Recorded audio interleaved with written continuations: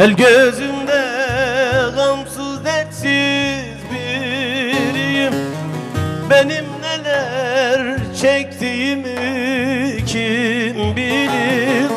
Ben yeni közlenmiş yangın yeriyim. Benim neler çektiğimi kim bilir? Sinemdedir benim derdim dağlarım. Ben yaramı gizli sarar bağlarım. Ben gündüzler güler gece ağlarım. Benim neler çektiğimi kim bilir? Sinemdedir benim derdim dağlarım. Ben yaramı kendim sarar bağlarım. Ben gündüzler güler gece ağlarım. Benim neler çektiğimi kim bilir?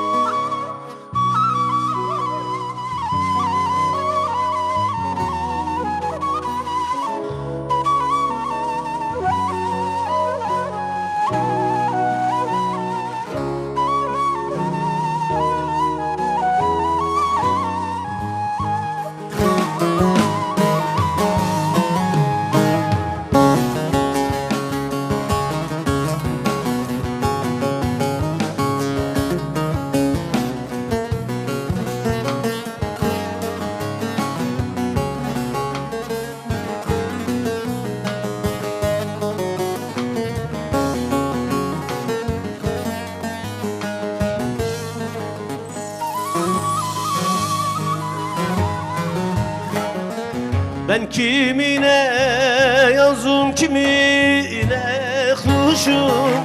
Arife doluyum, cahile boşum. Ben kolsuz kanatsız beden bir başım. Benim neler çektiğimi kim bilir? Sinemdedir benim derdim dağlarım.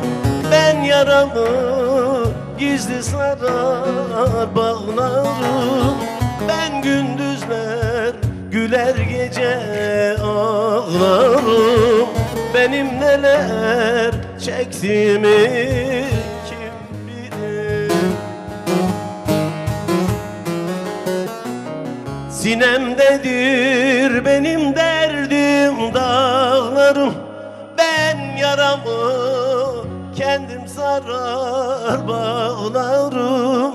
Ben gündüzler güler gece ağlarım. Benim neler çektiğimi kim bilir?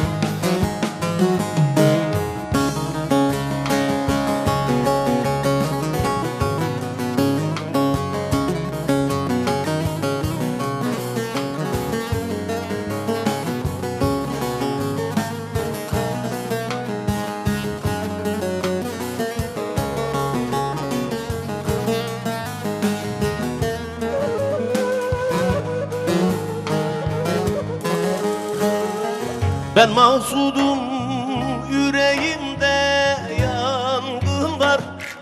Bu yangını söndürmedi boran kar. Benim sessiz akuzarım var. Benim neler çektiğim çektiğimi kim bilir? Sinemdedir benim derdim dağlarım, ben yaramı gizli sarar bağlarım.